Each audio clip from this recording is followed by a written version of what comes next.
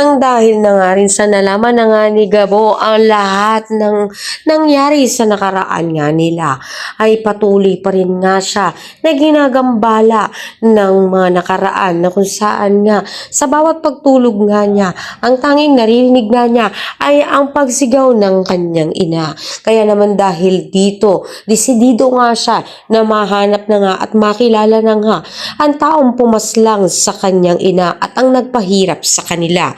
Kaya naman dahil dito, agad nga niyang kinausap ang kanyang ama at itinatanong nga rin niya rito kung sino ang tunay na pumaslang sa kanyang ina. Kaya naman nang malaman nga niya ang pangalan nga nito na si Ricardo, ay kanya na nga hahanapin nga ito. Sa kabilang banda naman nga ay magkakaroon muna ng maikling selebrasyon itong mga magkakaibigan na sila Gabo, dahil na nga rin sa nagkaroon siya ng pera nang mabigyan nga siya ng pera ni Salvador sa iniligtas nga niya ang buhay nga nito. Kaya naman natutuwa ang mga kaibigan ni Gabo at pupunta nga sila sa bar.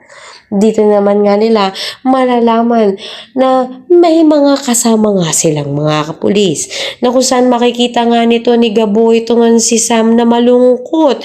Kaya naman ninanais nga sana nga niya nalapitan nga ito, ngunit hindi nga niya magawa dahil na nga rin sa kasama nga nito si Santiago, na kung saan nang makita niya ito nang galaiti na siya sa galit dahil na alala nga niya na makaengkwentro niya nga ito noon sa bar dati. Kaya naman pakatutukan nga natin dito ang muling pagkikita ni Samantha at nito ni Gabo sa bar. Ang lahat na yan, abangan natin. Maraming salamat sa inyong panood.